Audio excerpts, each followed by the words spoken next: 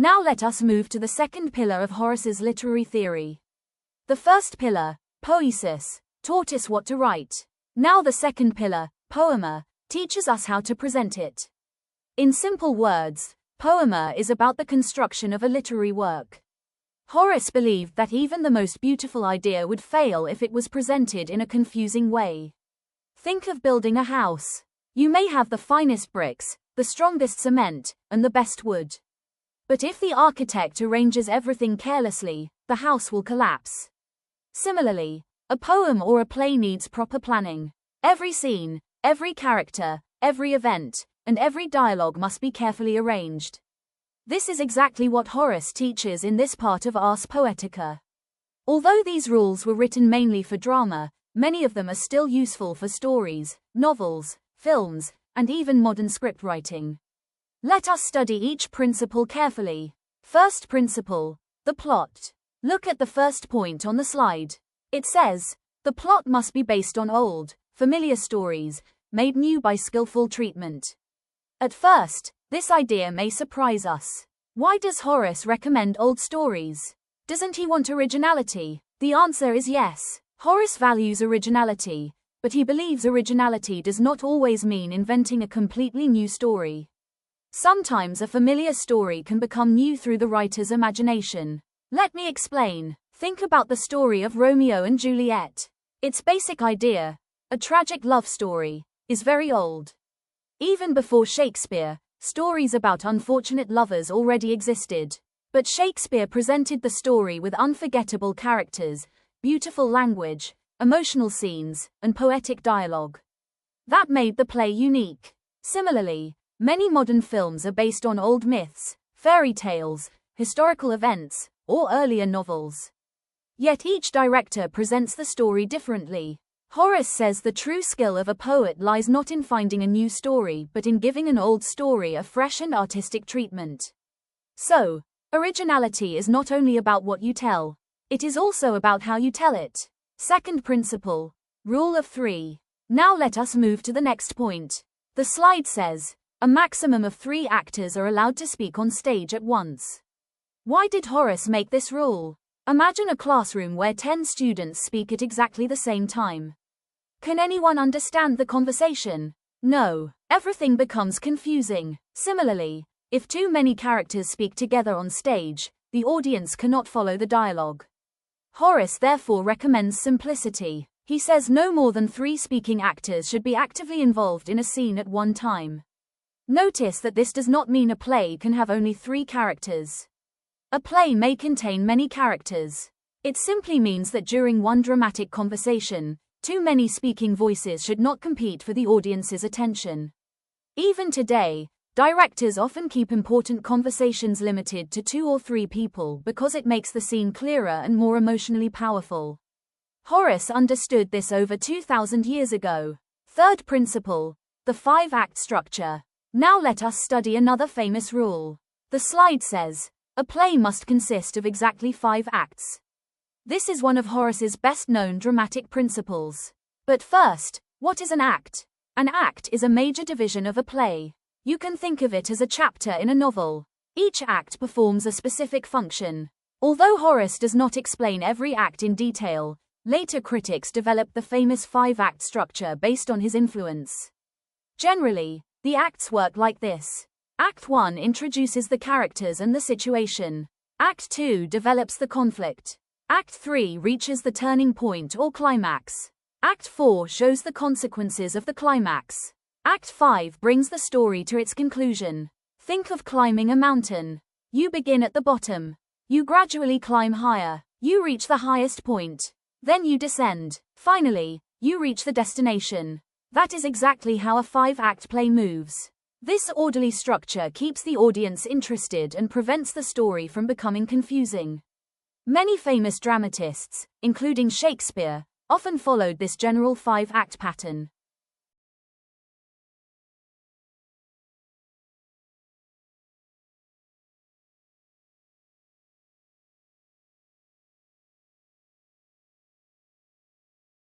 Fifth principle, the chorus. Now let us come to the final point. The slide says, The chorus must be an integral part of the plot, not a distraction. First, let us understand what a chorus is. In Greek and Roman drama, the chorus was a group of performers who sang, danced, commented on events, and sometimes advised the characters. You can think of them as the voice of society or the voice of morality. But Horace gives an important warning. The chorus should never appear simply to entertain the audience. It should contribute to the story. For example, after an important event, the chorus may explain its moral meaning. It may warn the hero. It may express the feelings of ordinary people. It may prepare the audience for what is about to happen. Every appearance of the chorus should move the story forward. Horace believed that nothing should be included merely for decoration.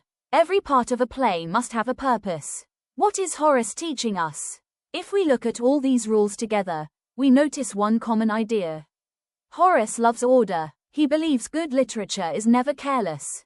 A successful writer plans the plot carefully, controls the number of speakers, organizes the story into proper sections, avoids unnecessary confusion, ensures that every scene contributes to the whole work.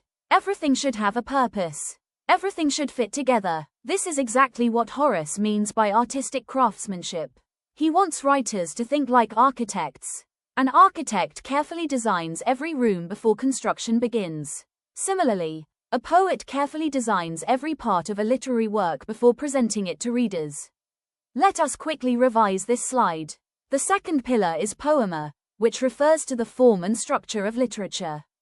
Horace teaches that a good plot may come from an old story, but it should be made fresh through artistic treatment. No more than 3 actors should speak on stage at the same time to maintain clarity. A well-constructed play should have 5 acts. Extreme violence and unnecessary supernatural interventions should not dominate the stage, and deus ex machina should be avoided unless absolutely necessary. Finally, the chorus should remain an essential part of the plot rather than becoming a distraction. All these rules reflect Horace's central belief that great literature is not created by inspiration alone. It is created through careful planning, discipline, and artistic balance. In the next slide, we will study the third pillar, poeta, where Horace explains the qualities that every great poet must develop before attempting to write lasting literature. Now we come to one of the most famous and most important principles in Horace's literary criticism. This principle is called decorum. If you remember only one rule from Horace's Ars Poetica, let it be this one. Because almost every other rule that Horace gives is connected to this single idea. So let us understand it carefully. What is decorum? The word decorum simply means appropriateness or suitability. In very simple words, Horace says, everything in a literary work should be appropriate. The subject should suit the style. The characters should behave according to their personality. The language should suit the situation. The emotions should suit the event. Nothing should feel out of place. Look at the picture on the slide. We see a balance or weighing scale. Why is a balance used? Because Horace wants balance between 2 things. On one side we have form and style. On the other side we have content and character. Only when both sides are balanced can a literary work become successful. If one side becomes heavier than the other, the balance is lost. That is exactly what happens when decorum is ignored. Form must match the content. Let us begin with the first side of the balance. The slide says, form and style, meter, vocabulary, and tone. These are the ways a poet presents an idea. Now Horace asks an important question. Suppose the subject is very serious. Should the language be childish and silly? Certainly not. Now imagine the opposite. Suppose someone writes about a child losing an ice cream. Should the language sound like a national tragedy? That would also seem strange. This is exactly what Horace means by decorum. The style should always suit the subject. Let me give you a modern example. Imagine you are attending a wedding. The people around you are smiling. Music is playing. Everyone is celebrating. Now imagine someone suddenly starts delivering a funeral speech. Would that feel appropriate? Of course not. The speech itself may be good, but it does not suit the occasion. Similarly, in literature, every style must match its subject. Tone should match the situation. Now let us understand the word tone. Tone means the writer's attitude or emotional voice. For example, a comedy should usually have a light and humorous tone. A tragedy should have a serious and emotional tone. A patriotic poem should inspire courage. A devotional poem should express faith and reverence. Imagine reading a poem about a soldier sacrificing his life for the country. If the poet keeps making jokes throughout the poem, the readers will feel uncomfortable.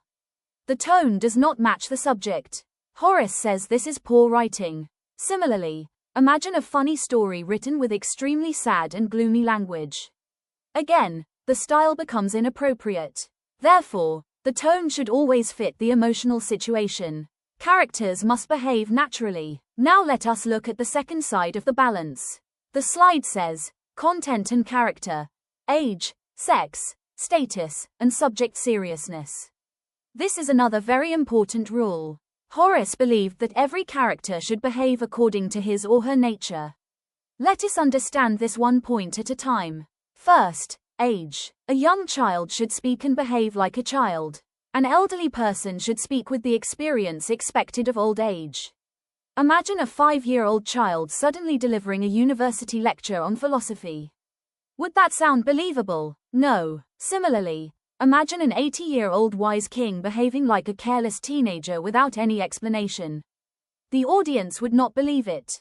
Characters must remain appropriate to their age. Now think about social status. A king speaks differently from a servant. A judge speaks differently from a school student. A professor speaks differently from a small child. This does not mean one person is better than another. It simply means people speak according to their education, experience, and social position. Horace believed that writers should observe real life carefully and make their characters believable. Now think about personality. Suppose a character has been brave throughout the entire story. Suddenly, in the final chapter, he becomes frightened for no reason. Readers will become confused. Or suppose a cruel villain suddenly becomes kind without any explanation. Again, readers will feel something is wrong. Horace believed that characters should remain consistent. If they change, there should be a convincing reason for that change. This idea later became one of the foundations of realistic characterization in literature.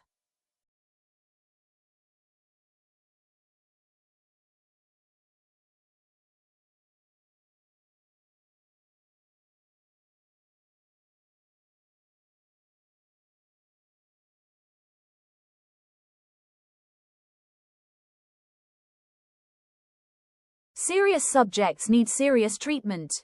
Now let us read the lesson written at the bottom of the slide. It says, form and content must match perfectly. This sentence summarizes the whole idea of decorum. Horace says, trivial matters should not be treated like great tragedies. Let us understand this through an example. Suppose a student loses a pencil. Now imagine the poet describing this event as though the entire world has come to an end. The language is grand. The emotions are extreme. The expressions are heroic. Readers will probably laugh because the style is far bigger than the event itself. Now imagine the opposite situation. Suppose a nation loses thousands of people during a disaster. Instead of writing respectfully, the poet jokes about it. Again, readers will feel uncomfortable. In both cases, decorum has been broken. Horace says that the importance of the subject should determine the style of writing. A modern example. Let us think about cinema. Imagine watching a serious historical film about freedom fighters. Suddenly, in the middle of an emotional scene, the hero starts dancing to a comedy song for no reason. Most viewers would feel the scene is inappropriate. The acting may be excellent. The song may be beautiful. But it does not belong in that moment. The balance is lost. That is exactly what Horace means by the absence of decorum. Every part should support the overall mood and purpose. Why is decorum important? Now let us ask one final question. Why did Horace give so much importance to decorum? Because literature should appear natural. Readers should never feel that something has been forced into the story. Everything should seem believable. Everything should fit together. When decorum is followed, the language sounds right, the characters feel real, the emotions become convincing, and the audience enjoys the work without confusion. This is why decorum became one of the most influential principles in classical criticism. For many centuries, critics in Europe judged poems, plays, and even paintings according to this single principle. Let us quickly revise this slide. Decorum means appropriateness or suitability. Horace teaches that form and content must always remain in balance. The style, vocabulary, meter, and tone should suit the subject. Characters should behave according to their age, personality, and social position, and any change in their behavior must be logically explained. Serious subjects deserve serious treatment, while light subjects require an appropriate lighter style. In short, Horace's golden rule is simple. Everything in a literary work should be appropriate, balanced, believable, and consistent.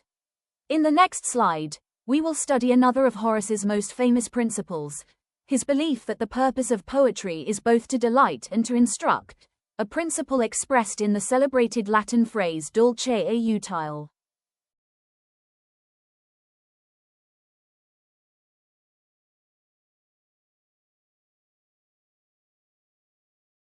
Now we come to the third and final pillar of Horace's theory. The first pillar, poesis, taught us about the subject. The second pillar, poema, taught us about the structure. Now the third pillar, poeta, teaches us about the poet himself. This is one of Horace's most practical ideas. Horace believed that before we judge a poem, we should also think about the person who wrote it. Why? Because great literature comes from a well-trained writer. A beautiful building cannot be built by an unskilled architect. A beautiful sculpture cannot be made by an untrained sculptor. Similarly, a great poem cannot be written by someone who depends only on talent. According to Horace, a great poet is made through hard work, observation, patience, and continuous learning.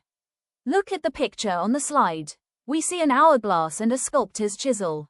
These are perfect symbols of Horace's philosophy. The hourglass represents time and patience. The chisel represents hard work and careful craftsmanship. Just as a sculptor slowly removes unwanted pieces of stone to create a beautiful statue, a poet must patiently shape, improve, and revise a poem until it becomes excellent. Let us understand each principle one by one. First principle, intense labor. The first point says, poetry is not a divine madness. It requires immense effort and revision. This sentence is extremely important. To understand Horace, we must compare him with another famous philosopher, Plato. Do you remember Plato's idea? Plato believed that poets often write because they are inspired by divine madness. According to Plato, the poet becomes inspired by the gods and writes almost like a person under divine influence. Horace respectfully disagrees. He does not deny inspiration, but he says inspiration alone is never enough. A poem becomes great only after hard work. Imagine a student preparing for an examination. The student may be intelligent, but if the student never studies, never practices, and never revises, can that student score high marks? Certainly not. Talent is useful, but effort is essential. Horace says poetry works in exactly the same way. A first draft is rarely perfect. A poet should read it again, correct mistakes, improve weak lines, remove unnecessary words, rewrite unclear ideas. This process is called revision. Horace believed revision is one of the greatest secrets of successful writing. He is actually telling poets, do not fall in love with your first draft. Instead, improve it again and again until it becomes the best possible version. Second principle, keen observation. Now let us move to the second principle. The slide says, a poet must be a relentless observer of human manners and life. What does this mean? Horace believed that a poet should carefully observe the world. The poet should watch how people speak, how they laugh, how they become angry, how they solve problems, how children behave, how old people think, how rich and poor people live. Everything becomes a lesson. Imagine two writers. The first writer spends time talking with people, traveling, reading, observing nature, and understanding society. The second writer never observes anything. He simply sits alone and imagines everything.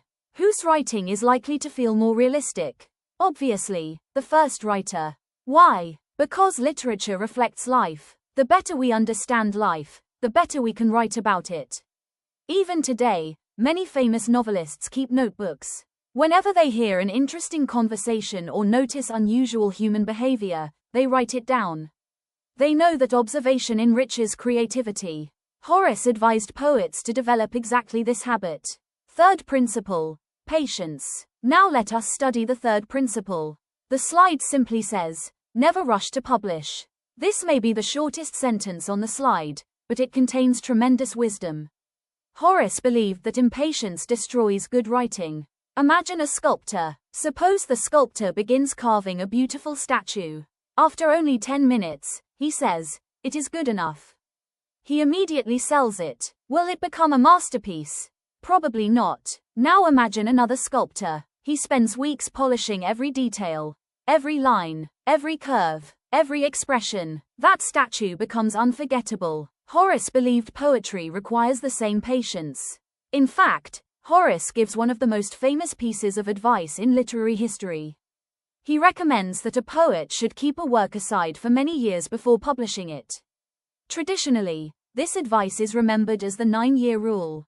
Horace says that after writing a poem, do not publish it immediately.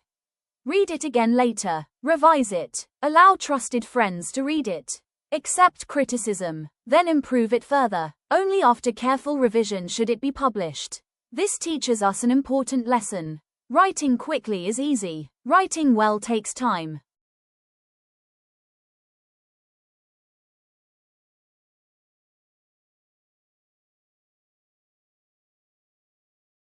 Fourth principle, minor faults. Now let us come to the final principle. The slide says, while perfection is the goal, minor continuity errors in massive works can be forgiven. At first, this may seem surprising. Horace has been teaching perfection throughout Ars Poetica. Now he suddenly says that small mistakes may be forgiven. Is this a contradiction? Not at all. Horace is simply being practical. He understands that human beings are not perfect. Even great writers occasionally make small mistakes. Imagine reading a novel containing 500 pages. Perhaps the author accidentally changes the color of a character's coat in one chapter. Or perhaps one small date is slightly inconsistent. Should we reject the entire masterpiece because of one tiny error? Horace says no. If the overall work is excellent, small mistakes may be forgiven.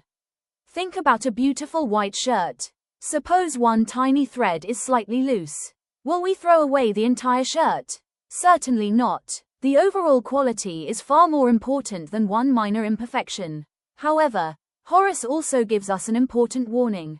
This does not mean writers should become careless. Perfection should always remain the goal. Small mistakes may be forgiven only when they are rare and accidental. Repeated carelessness is never acceptable. The sculptor as a symbol. Now let us return to the picture on the slide. The sculptor does not create a statue with one strike of the chisel. He strikes again, and again, and again. Every strike removes something unnecessary. Slowly, the beautiful statue appears.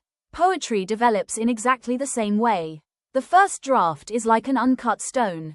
Revision is the chisel. Patience is the hourglass. Observation provides the artist's vision. Hard work transforms ordinary words into great literature. This is Horace's image of the ideal poet. Why is this pillar important? When we combine everything Horace has taught us, we discover something remarkable.